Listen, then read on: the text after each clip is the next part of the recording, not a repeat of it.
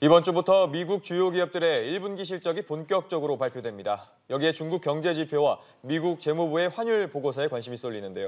중요한 이벤트들 짚어보고 자세한 증시 투자 전략도 세워보겠습니다. KTB 투자증권 영업부 이성훈 과장 연결돼 있습니다.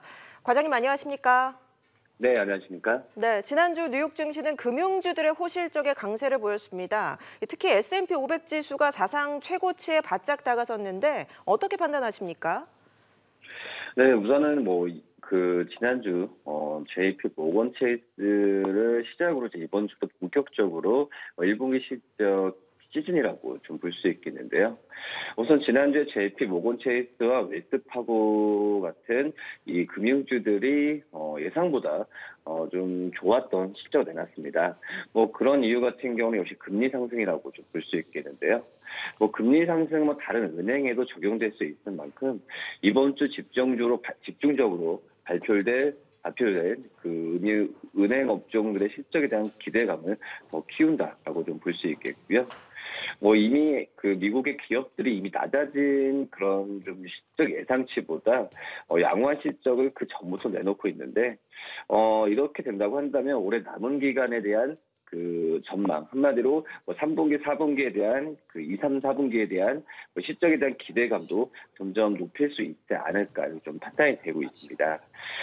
그렇기 때문에 지금 이제 금융주들을 중심으로 한 실적 발표이지만 이런 부분에 있어서 이제 반도체나 제조업체, 그러니까 수출 업체에 대한 부분에 있어서 미국과 중국의 무역 분쟁에 대한 이 실적의 악영향을 을 우려하고 있는데 아무튼 이거에 대한 부분보다도 다른 이런 수출주 외에 다른 금융업이나 내수주에 대한 기대감은 좀 더 높일 수 있는 상황으로 가지 않을까 이렇게 좀 판단됩니다. 네, 미국 재무부 환율 보고서가 현지 시간으로 15일 전후로 나올 것으로 예상되는데 금융시장에 미치는 영향은 어떻게 보십니까? 네, 우선은 재무부 환율 보고서는 통상 4월 중순에 좀 나오게 되고 있는데 이번 환율 보고서를 통해서 중국과 무역 마찰의 완화 국면에 접어들었던 좀 미국이 이제 중국 외에 유럽이나 또 우리나라 또 일본 같은 일본 등으로 어떤 보호 무역주의의 타겟을 옮기지 않을지 이 부분을 좀 가장 관심거리라고 볼 수 있겠고요.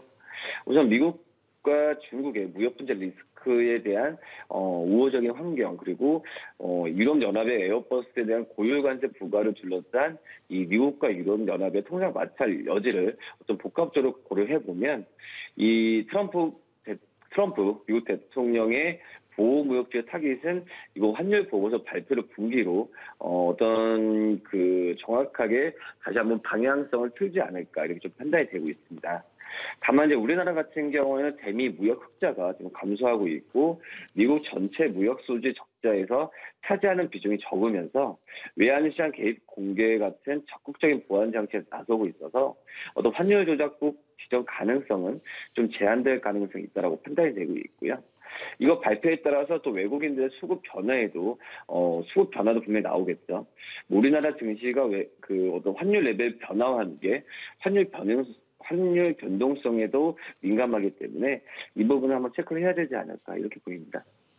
네, 연초 이후에 코스피에 외국인 투자자들의 자금이 끊임없이 유입되고 있습니다. 그 배경이 뭔지 궁금한데요. 국내 증시 수급 상황 짚어주시죠.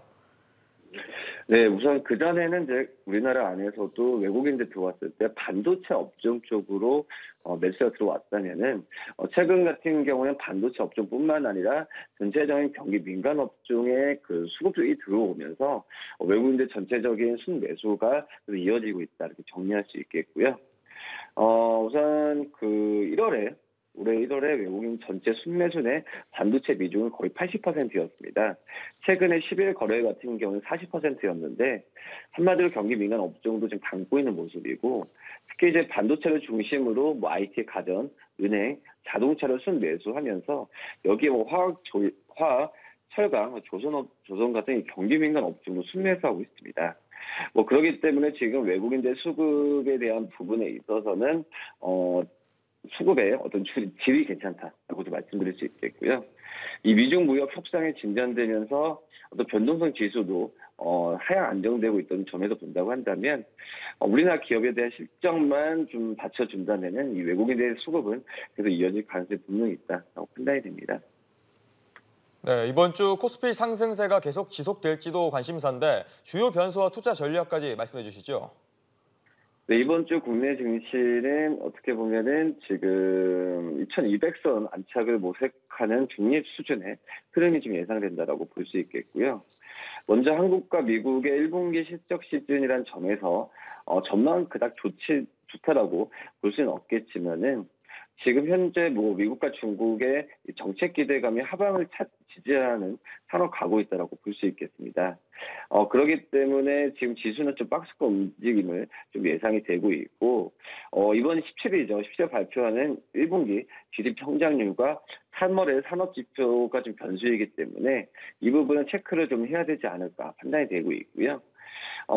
이런 점에서는 지금 이제 외국인들의 매수가 몰리고 있는 경기 민감주, 그리고 또 역시 이제 미국과 중국의 완화에 대한 기대감 때문에 중국 소비주에 대한 관심을 꾸준히 가져야 되지 않을까 이렇게 판단됩니다.